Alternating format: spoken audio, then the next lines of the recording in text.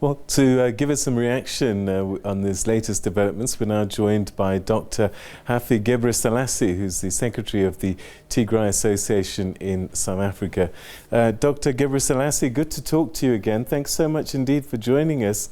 Tell us about this development, because at one point you were not happy with the African Union and there were other conditions that the Tigray liberation, the TPLF had put on the table. Thank you very much, Peter, for having me once again. Actually, the decision of the government, the decision of the Tigray government is not a new development, because it is the extension of the previous unilateral cessation of hostilities. But whatsoever, it clearly shows the willingness of the government of Tigray to solve the conflict through dialogue. All right, so you're saying that you have no preconditions whatsoever, that you are ready to sit down and talk?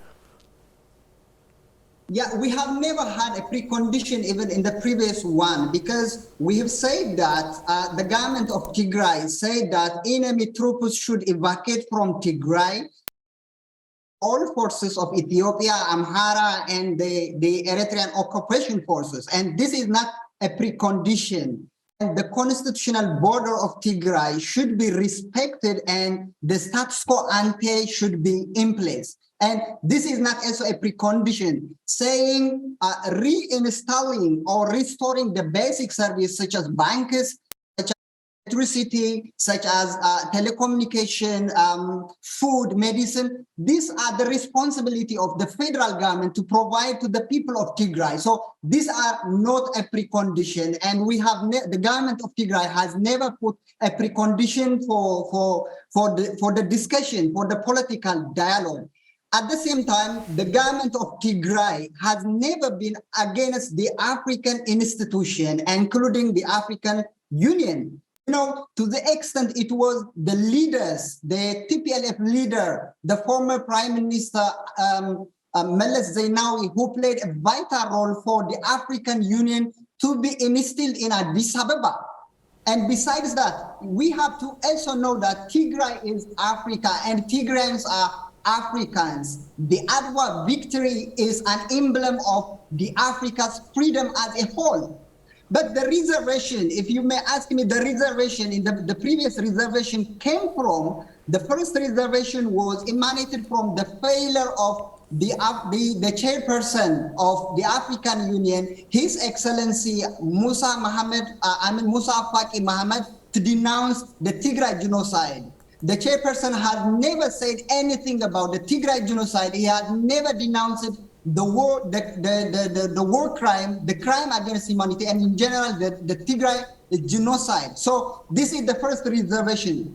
And the second one is the capability of the special envoy, His Excellency Obasanjo, to understand the complexity of the Ethiopian politics and the conflict in particular. Because if you see, we have seen a loopholes from the report he provided to the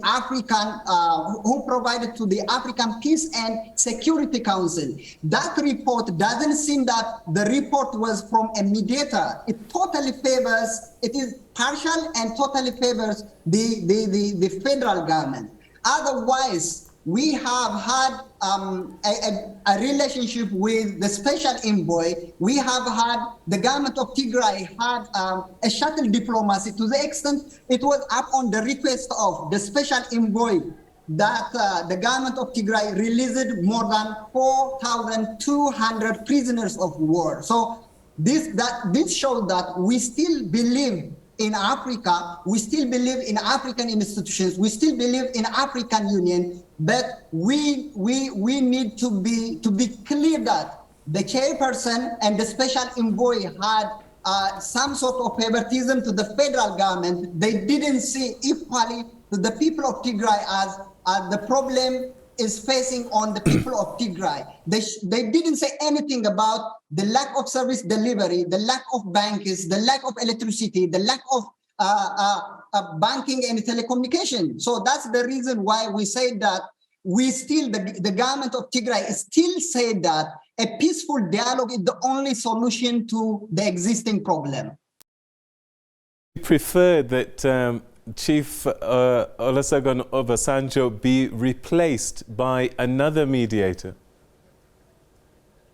Okay, the idea is not whether Obasanjo is replaced by another mediator or Obasanjo will continue. The issue is a person capable enough to understand the complexity of the Ethiopian politics. Is the focal person capable enough to understand the conflict in Ethiopia? Person mutually accepted by the conflicting parties. That is the issue. Whether Obasanjo is changed and replaced by someone else or Obasanjo is continuing is not the problem. The problem is the capability of the focal person, the special envoy, whoever it is, to understand the Ethiopian politics, to understand the conflict, and also to treat all parties equally. You know, the war is not between TPLF and the Ethiopian government. Here we have to be very clear that the war is sometimes we see in the media saying that the Tigrayan rebels are fighting against Ethiopia. No, the TPLF is fully elected by 2.8 million of Tigrayans. So the fight is between the people of Tigray and the federal government. Alongside the Eritrean forces, alongside the Amhara forces, the Amhara militia. So let's be clear that the conflict is not between two parties. All right, you talked about basic services, electricity, telephones, internet, all of that. Are you still prepared to go to negotiations even without Addis Ababa restoring all of these basic services? No, as I have said before, we have to be clear that the federal government has no appetite to address the problem. Because I don't expect even anything that the government of Ethiopia will do to address the problem unless the African Union, unless the people of Ethiopia, the African Union, the African leaders, and the international community put meaningful pressure on the Prime Minister, because we have seen in the past 2 years that the government of Ethiopia has no appetite for negotiation. First thing we have to understand. Second, a year has passed since Abiy Ahmed has promised the United Nations Security Council, His Excellency, the Secretary, His Excellency Antonio Guterres, that the blockade, but the blockade is still in place where the people of Tigray are suffocated 360 degrees. Remember, the Tigray Defense Force withdrew from Afar as well as from Amhara on the promise that the siege would be lifted. However, even the cessation of hostilities, the unilateral cessation of hostilities were violated by the government of Ethiopia on August 20 and 22, and subsequently on August 24, 20 and 22. After the federal army, alongside with the Amhara and the Afar forces, attempted to break the lines of the Tigrayan Defense Force in the southern Tigray. So we have to be clear that we don't put any sort of precondition, because providing basic services such as banks, electricity, food, medicine, and telecommunication is the responsibility of the federal government. So it is not a precondition, but I don't see any sort of appetite from the federal government side unless the people of Ethiopia, unless the African unions, unless the African leaders in the international community put a meaningful sanction or a meaningful pressure on the Abiy Ahmed to provide all these services. That's what I can say now. All right. What is the state of play at the moment? What's the situation in terms of aid getting through? For long periods, there was a blockade, and it was very difficult for humanitarian organizations to assist the people of Tigray. What is the situation at this time?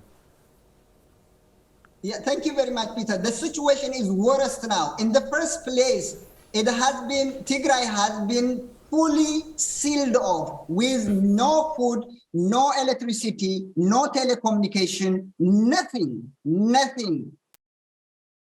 Even though the unilateral cessation of hostilities, that is the humanitarian truce, has helped the people of Tigray at least to get some sort of humanitarian aid, like humanitarian aid from June up to end of August. Now, because of the war, because Abiy has reignited the war alongside the Eritrean forces, alongside the Amhara forces, no aid, either inland or through flight, has been stepping into Tigray. So the situation currently is worse, where thousands of Tigrayans are dying because of lack of medicine, because of lack of food, because of lack of electricity, lack of banking. People couldn't use their own cash, their own savings for the last 21 months. They didn't get anything. So the situation currently is worse.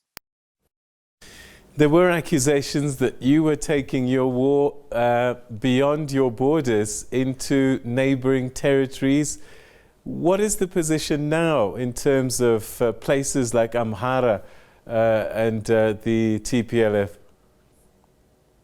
Yeah, we have to be clear behind what is the reason that the Tigray Defense Force are going through the borders to Amhara and the Afar. We, the people of Tigray, or the Tigray Defense Force, have no business in Amhara boundaries, in Amhara territories, in Afar territories. The issue is people are sealed off. The people of Tigray, 6.8 million people of Tigray are sealed off. They are suffocated. So they need to get a way in order to break the siege, in order to break the blockade, unless otherwise, even the government of Tigray clearly states that the Tigray Defense Force have no intention, have no interest in controlling the territories of Amhara, the territories of Afar. So enemy troops are evacuated from Tigray.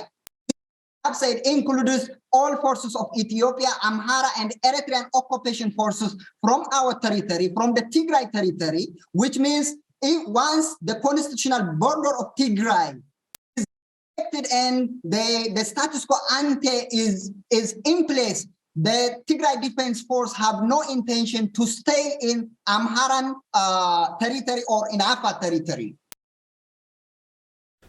Are you hopeful that a peaceful resolution can happen? And what would you be taking to the table? What do the Tigrayans want? Is it secession?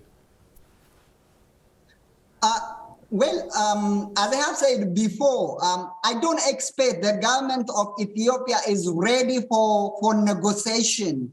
I expect that the government of Ethiopia will provide another preconditions for negotiation because have any sort of appetite to address the problem. But we can't say that. We are saying the government of Tigray, the people of Tigray are saying that let's give a chance. We have been fighting for the last 21 months, but no solution is taking place. I mean, it's happening. So we have to give a chance for a peace. So we are saying that the international community, unless the African Union, unless the African leaders, including the people of Ethiopia, putting full pressure on the government of Ethiopia to address the problem, there is no way that peace will come, because the government of Tigray is ready. It's ready. They reiterated. The government of Tigray reiterated that